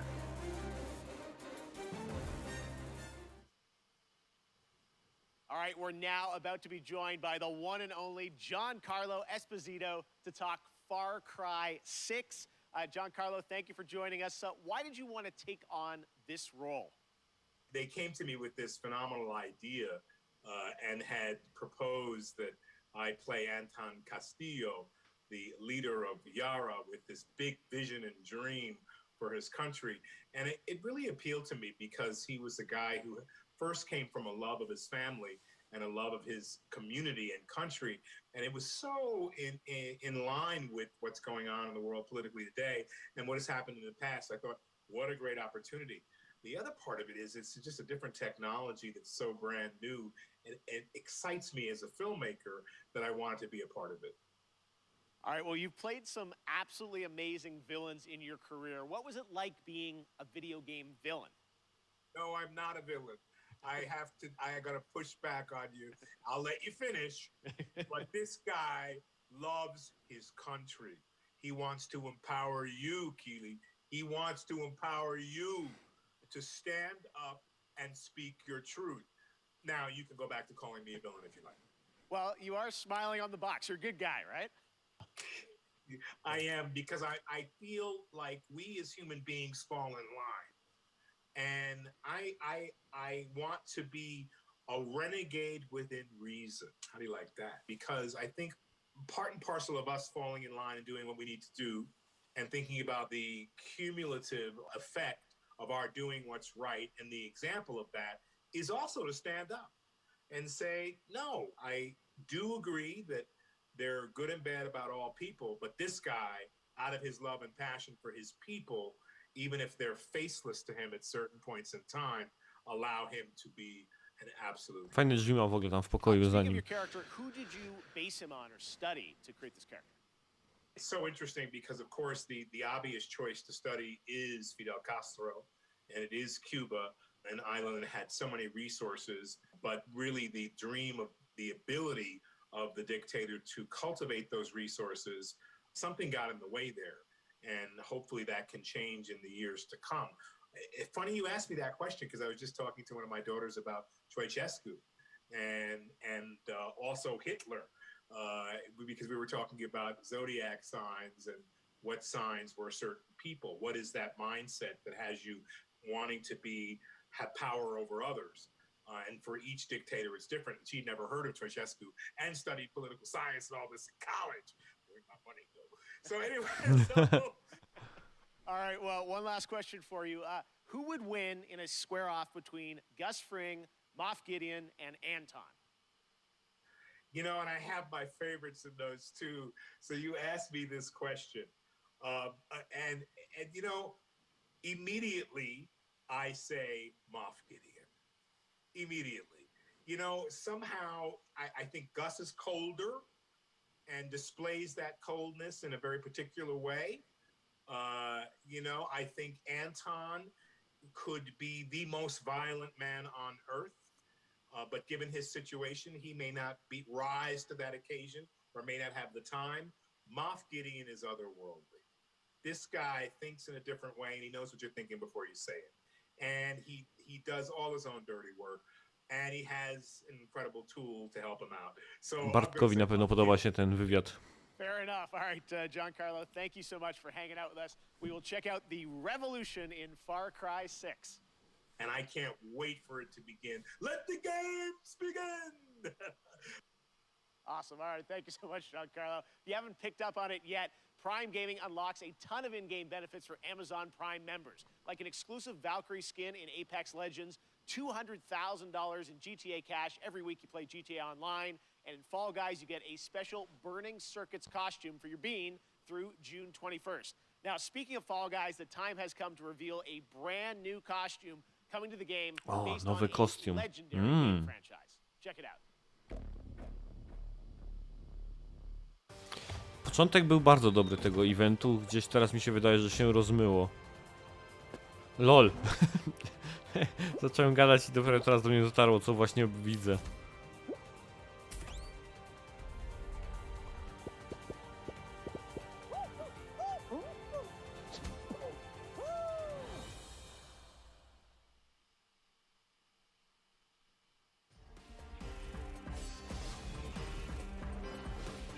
Dauntless?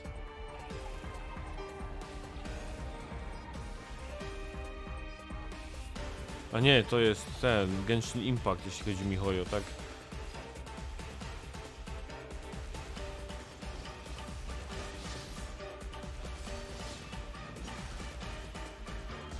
When the vision bearer dies, the light in their vision will fade away.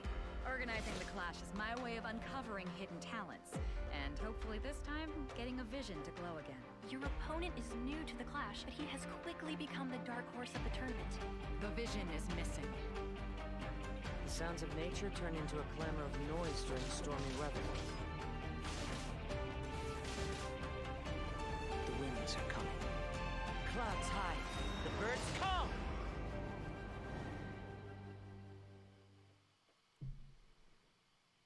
So today we've announced games, a publisher, Prime Matter, so why not announce a developer too? And joining me now are Dave Anthony and Jason Blundell from the newly formed Deviation Games. We know you guys well from all your amazing work over the years at Treyarch and Call of Duty Black Ops, but what can we expect from your new studio, guys? Well, thanks, Jeff. And look, Jason and I, we've been mates for donkey's years. And we're like an all-married couple, Jeff. And we've been working together for decades. And we've worked on some huge franchises. You know the games, you know, they've done well. And, but we thought, you know, when you're working on those franchises, the long-established IPs, you're working within very, very tight constraints creatively about what you can do. So we thought, after all these years, you know, what if we deviated? Yes. So that's Deviation Games. Okay. So, Jeff, just trust me, all bets are off. From day one, we got complete financial security to work with creative freedom and time. No tak, w branży jest tyle hajsu i inwestorzy tak są chętni do inwestowania, że nie dziwię się, że od razu są zapewnieni finansowo na produkcję. No jeśli mają jeszcze nazwisko za sobą i tytuły, które wypuścili, to oczywiście. There is nothing to show on the game today, but can you tell us a bit about what kind of game you're making? What can we expect? Yeah, I mean, you're very right there, Jeff. Very early, but a lot of exciting stuff going on. So essentially, we spent the last year building the team, right? And so what we knew was we wanted to collect passionate, creative, collaborative people. No nie, naprawdę takich ludzi szukali? So yeah, we don't have anything to show right now. But that collaboration, that imagination Która jest gdzie? is going on, and we're going to have something that's going to Pół do pierwszej. leave an indelible indelible mark in the industry when we come out. All right. Well, with you guys involved, as I said, we're excited about it. There is one more piece of the puzzle, though, that you want to reveal today. And for that, let's take a look at this. No, czyli coś jednak pokażą.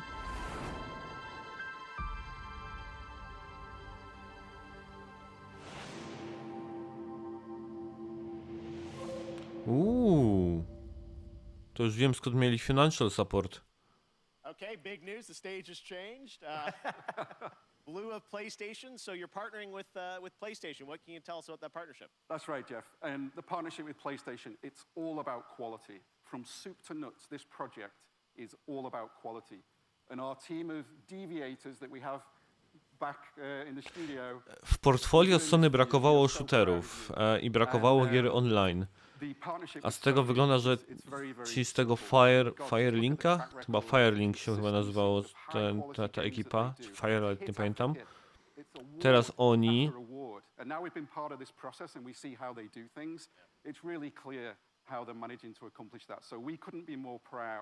To expand PlayStation's portfolio, which we're going to do in a very, very significant way. I mean, let's just face it, right? Sony rocks, and they get our kind of brand of crazy, so we're very happy with this partnership. All right, so Deviation Games, PlayStation, brand new IP, a mega IP, it sounds like, coming in the future, and hopefully we'll see you guys again in the future to see more on what you're working on. Thanks a lot, Jeff. Awesome. All right, Dave, Jason, thank you very much, guys. All right, well, this year is the 30th anniversary of Sonic the Hedgehog, and later this month, we are honored to be premiering the full Sonic Symphony performance. But right now, here's the Philharmonic Orchestra in Prague performing the music of Sonic Unleashed.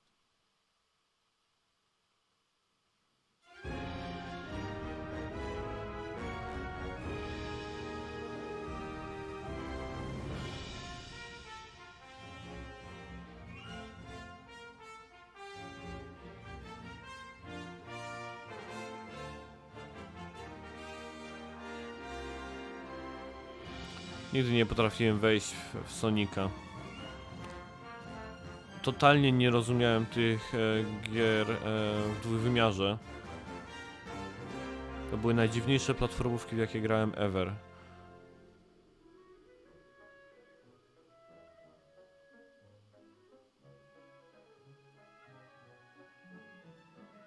Po prostu może, nie wiem, designu nie rozumiem, albo źle w niego wchodziłem. Ktoś mi to kiedyś powiedział, że tak naprawdę w Sonika nie wchodzi się po prostu tak samo jak w normalną platformówkę, że tam tylko i wyłącznie chodzi o momentum.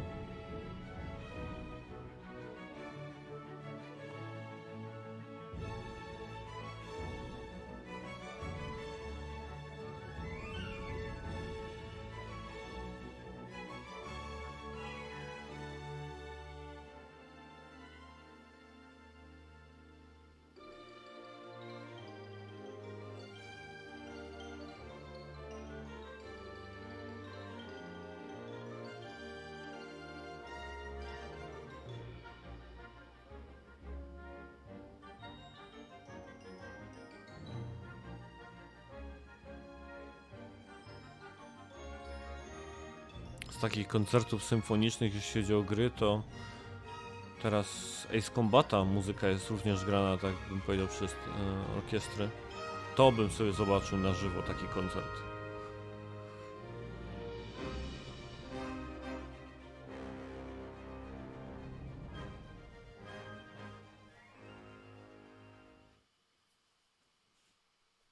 Love orchestra music. All right, Sunday, Warner Brothers Games and Turtle Rock will be giving players a new look at the zombie multiplayer fun of Back 4 Blood. And right now, we've got a quick tease of a new boss and news on the beta coming later this summer.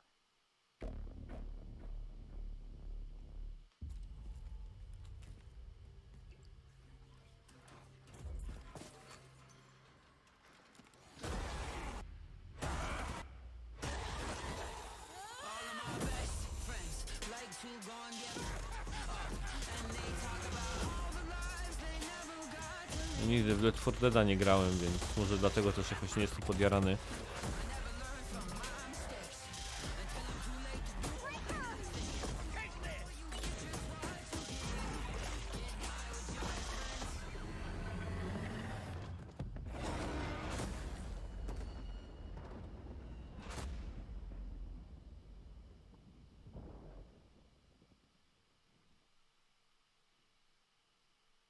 one of the things I'm most passionate about is getting you guys access to play more games at home.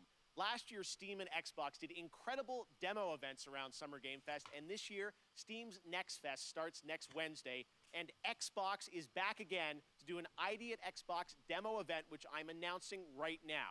It starts on Tuesday, and it's completely free, no badges required.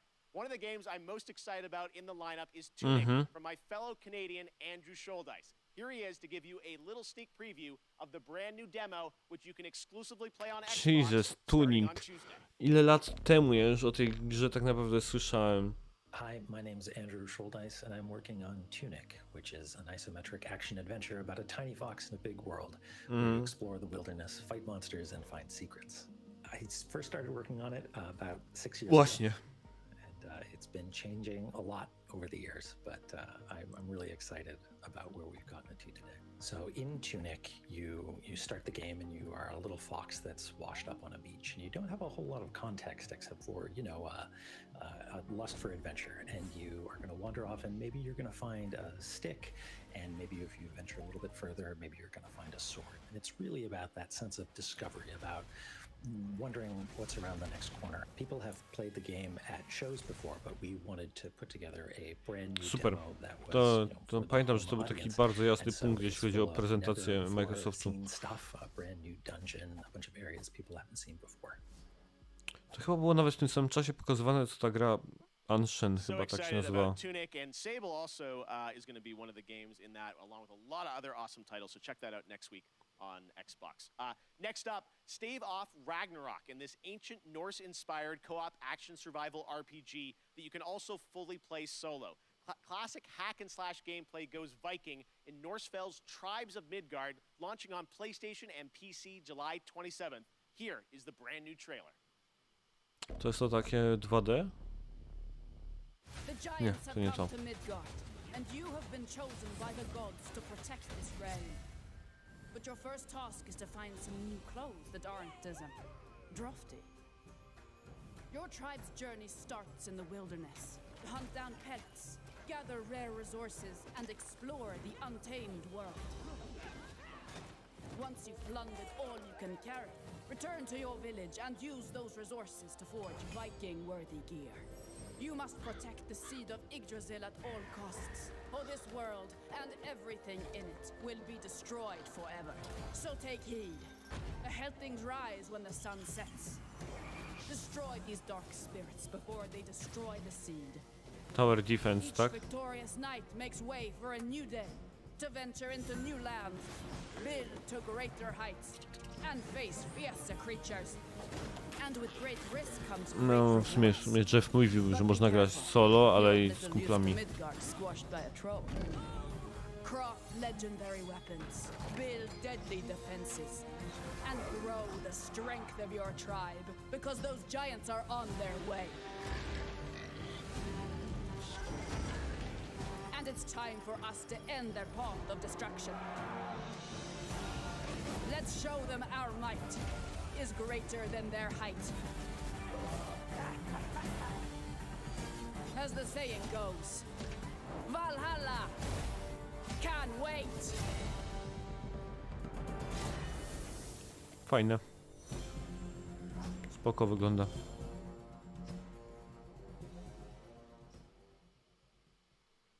Steamy Play. Who's ready for some Evil Dead?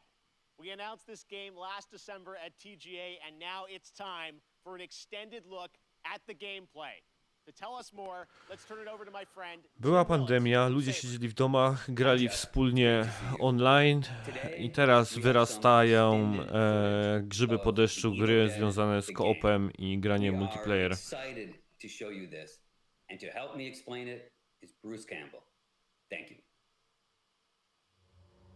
A wiecie dlaczego? Bo inwestorzy tak działają. Czyli 2 lata temu było bardzo łatwo przekonać inwestorów na fundusze na to, żeby zrobić grę multiplayer. No nie myślą, ile takie będą tworzone.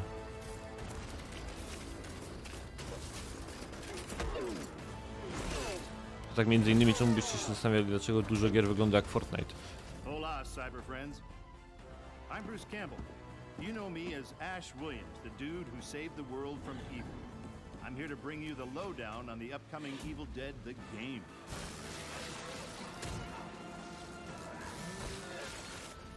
You and your friends will team up as classic Evil Dead heroes to live the nightmare. You'll use savage finishing moves or tear evil a new one. Or, if you're not into the whole save the world thing, we have another option.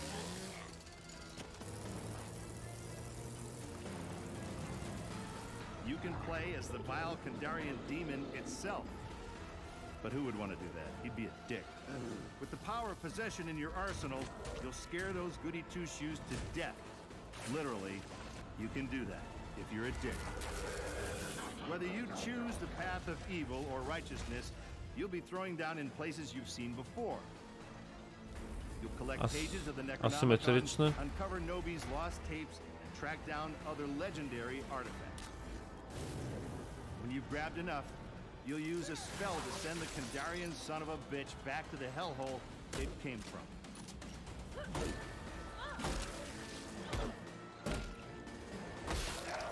Soon you'll experience the horror yourself, but for now I'll leave you with this thought.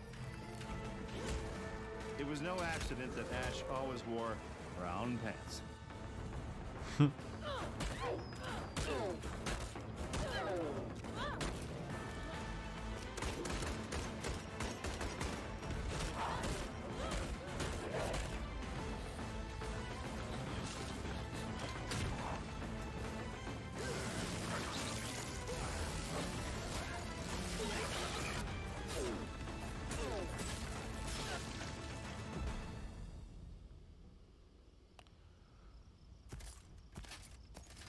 Okej.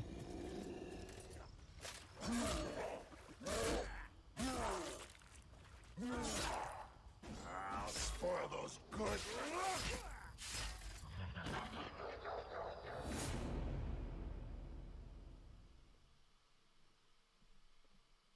Okay, guys, now it's time for the grand finale to the show. This is extremely special. No to teraz się przekonam, czy Anna miała rację. It comes from one of our industry's most acclaimed developers and a previous Game of the Year winner at the Game Awards. I want to personally thank this developer for believing in my vision of Summer Game Fest as a new way to bring all of us together for a cross-industry showcase and kick off the summer in the right way. So, without further ado, please sit back and enjoy this truly spectacular world premiere. It is finally time.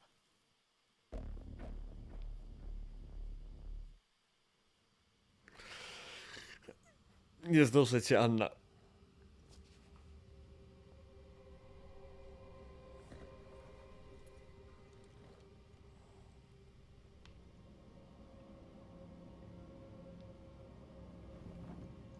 The tarnished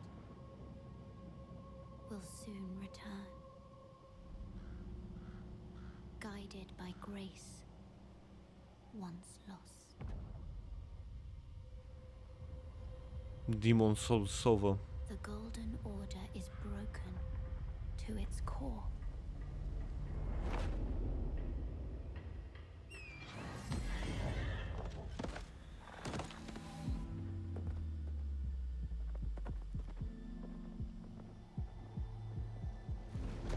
Jesus.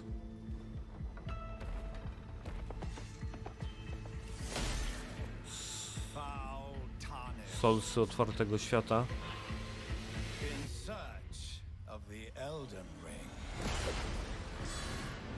emboldened by the flame of ambition, someone must extinguish thy flame.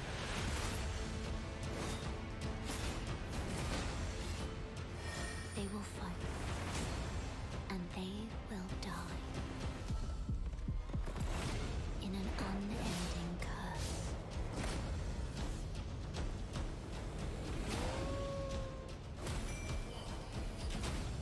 Przywoływanie.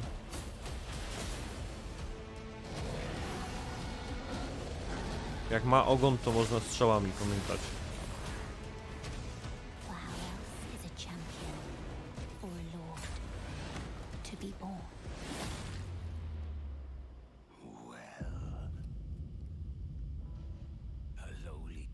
next? Playing as a lord? I command thee now!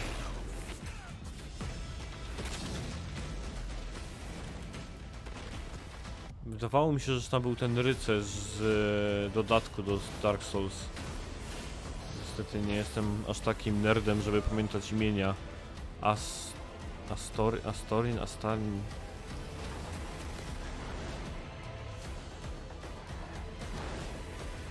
Brandish the Elden Ring. For all of us. No dobra, platformy proszę. Dobrze. No, już się wystraszyłem. It actually happened. Elden Ring is coming, as you saw, January 21st, 2022 to next gen, current gen. It's so incredible, and I want to thank so much Miyazaki-san and the team at From for sharing that in-game look at Elden Ring. I hope you guys are happy. Oh my God, I'm free out of prison. All right, and that's gonna do it for Summer Game Fest kickoff. Nie no, Anna, nie gniewa Thank się. you so much to all the developers who took part, and for you and watching around the world, it means so much to me. Summer Game Fest continues all weekend with Netflix Geeked Week and Prime Matter tomorrow, Ubisoft Forward on Saturday, and Xbox and Bethesda on Sunday, Square Enix as well. Head to summergamefest.com for the full and complete schedule, and this is really just the kickoff to summer and a ton of other amazing events that I'm fully supportive of, and I'm very excited to see what they have in store for us as well. As for me, I'll see you again on August 25th for Gamescom Opening Night Live. And this December, I am so happy to say that the Game Awards will return as an in-person ceremony at the Microsoft Theater in Los Angeles. More details are coming later this summer. Thanks again for being a part of Summer Game Fest. We will see you tomorrow for more, and stay tuned for the Day of the Devs with I Am 8-Bit and Double Fine right now. Good night, everybody. No, lubię Tima Schafera, ale no, nie będę już z tego robił streama. Okej, thanks for watching, więc mógłbym powiedzieć dokładnie to samo, jeśli chodzi o was. Dzięki, że oglądacie to ze mną. Jest późno, słuchajcie, jak to teraz spojrzę na zegarek, jest za 10:01 u mnie w domu, więc może dlatego nie jestem w stanie powiedzieć tak bardzo soczyście, które tytuły najbardziej pamiętam, albo produkcje i tak dalej. Aczkolwiek pamiętam tyle, że bardzo dobry początek całej tej konferencji. Nam było chyba kilka takich bangerów, szczególnie ten Wonderlands, tak? Czyli Fantasy Take na Borderlands, to oczywiście jeśli chodzi o rozpoczęcie, potem tam Director's Side, Death Stranding, tego rodzaju rzeczy, Tactics, Metal Sluga, to są te tytuły właśnie, teraz mi przypominają się. Początek był dobry, w środku gdzieś, nie wiem, jakoś tak albo ja przysnąłem, albo po prostu tak mi się jakoś to zlewa, ten środek, nie było tam, jakbym powiedział, nic takiego bardzo, bym powiedział, bangerowego, może lepiej by było, żeby to jakoś tak było bardziej rozłożone, że nie wiem, bomba, trochę jakby tam fajnych gier, potem znowu bomba i tak dalej, żeby to jakoś miało ręce i nogi, natomiast bardzo mi się podobała scena, szczególnie podczas koncertu tej pani, która śpiewała przy akompaniamencie gry z Sable w tle. Super to wyglądało, zresztą teraz jak Kili chodził gdzieś tam w trakcie pokazywania kolejnych gier i wszystko się zmienia dookoła niego, to było mega spoko. Więc fajny kick-off, jeśli chodzi o ten Summer Game Fest. Zobaczymy, co pokażą następne dni, bo to tak naprawdę jest pierwszy wieczór mojego gdzieś tam nagrywania i patrzenie na to, co się dzieje na różnych konferencjach, więc dzięki jeszcze raz wam, że byliście, że oglądaliście to wspólnie ze mną i co, do następnego razu. Dajcie znać oczywiście w komentarzach, co wam się podobało i co w ogóle sądzicie o materiale, więc tyle. Dzięki, trzymajcie się, ja idę spać, pa pa.